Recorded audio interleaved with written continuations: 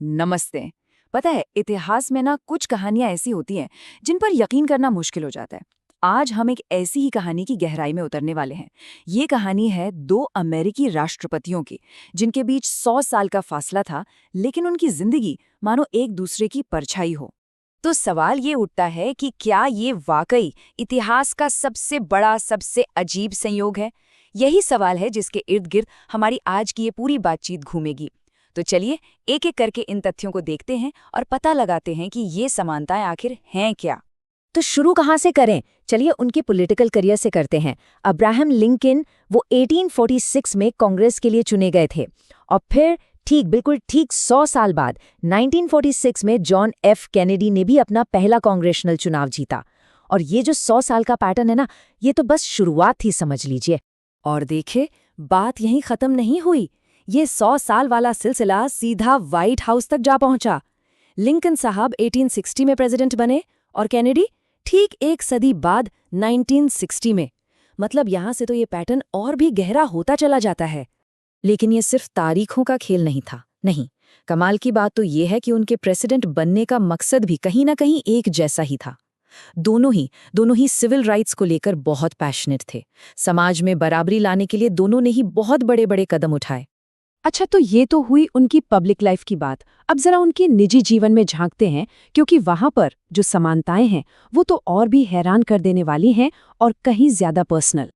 और ये एक बहुत ही दुखद इत्तेफाक है। दोनों राष्ट्रपतियों की पत्नियों को व्हाइट हाउस में रहते हुए अपने एक बच्चे को खोने का दर्द सहना पड़ा। सोचिए, एक ऐसा गम जो 100 साल के फासले को भी मिटा देता है। लेकिन अब हम कहानी के उस हिस्से की तरफ बढ़ रहे हैं जो सच में रोंगटे खड़े कर देता है। उनकी मौत और उससे जुड़े संयोग इतने अजीब हैं, इतने अजीब कि उन पर यकीन करना ही मुश्किल है। ध्यान से सुनिए, दोनों राष्ट्रपतियों की हत्या शुक्रवार के दिन हुई थी, फ्राइडे, और दोनों को ही गोली सिर में लगी थी। ये ऐसी बातें हैं जो किसी को भी सोचने पर मजबूर कर दे। और अगर आपको लग रहा है कि इससे ज्यादा अजीब क्या ही हो सकता है, तो जरा रुकिए, क्योंकि अब कहानी और भी अजीब होने वाली है, सच में। ये वाला शायद सबसे मशहूर इत्तेफाक है। लिंकन के जो सेक्रेटरी थे, उनका सरनेम था कैनेडी, और कैनेडी के जो सेक्रेटरी थी, उनका सरनेम लिंकन। है ना दिमाग घुमा देने वाली बात? और कहानी यहां भी नहीं रुकती। सुनिए, दोनों की हत्या करने वाले साउथ से थे और दोनों के बाद जो प्रेसिडेंट बने वो भी साउथ से थे, और दोनों का सरनेम जॉनसन था। मतलब ये कनेक्शन और गहरा होता जा रहा है। अब जरा यहाँ देखिए, वो जो 100 साल वाला पैटर्न हमने शुरू में देखा था, वो फिर से लौट कर आता है। लिंकन के सक्सेसर एंड्रयू जॉनसन 1808 में पैदा हुए और कैनेडी के सक्सेसर लिंडन जॉनसन ठीक 100 साल बाद 1908। यही नहीं, लिंकन के हत्यारे का जन्म हुआ 1839 में और कैनेडी के हत्यारे का एकदम 100 साल बाद 1939 में। क्या चल रही है? और हत्यारों के बारे में दो और दिलचस्प बातें हैं। पहली, दोनों को उनके पूरे 3 नामों से जाना जाता था, जॉन विल्क्स बूथ और ली हार्वे ऑसवाल्ड। और दूसरी, दोनों ही अपने ट्रायल से पहले ही मार दिए गए। मतलब कई सवाल हमेशा के लिए दफन हो गए।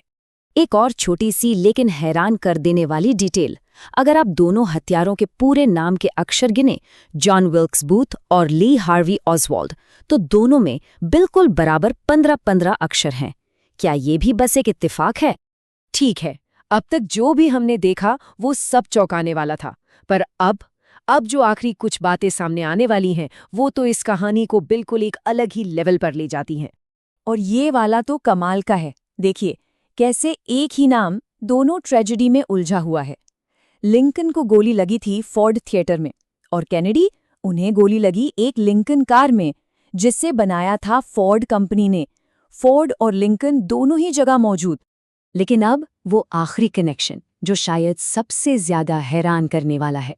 ये देखिए, अपनी मौत से ठीक 1 हफ्ता पहले लिंकन एक जगह पर थे जिसका नाम था मनरो, मैरीलैंड, और अपनी मौत से कुछ ही वक्त पहले प्रेसिडेंट कैनेडी का नाम मैरिलन मनरो के साथ जोड़ा जा रहा था। फिर से वही नाम, मनरो। और अब आखिरी और सबसे हैरान अंगेज मोड़, ये बिल्कुल एक पहेली की तरह है। लिंकन को गोली मारी गई एक थिएटर में और उनका हत्यारा भागा एक वेयरहाउस की तरफ, और कैनेडी, उन्हें गोली मारी गई एक वेयरहाउस से और उनका हत्यारा भागा एक थिएटर की तरफ। मतलब जगहें पूरी तरह से उलट गईं। ये तो किसी फिल्म की स्क्रिप्ट जैसा लगता है। तो आखिर ये सब है क्या? क्या ये सिर्फ एक के बाद एक होने वाले अजीबोगरीब इत्तेफाक हैं, या फिर इन सब के पीछे कोई गहरा, कोई अनसुलझा राज छिपा है? ये एक ऐसा सवाल है जिसका जवाब शायद कभी नहीं मिलेगा, और ये आज भी सबको सोचने पर मजबूर करता है।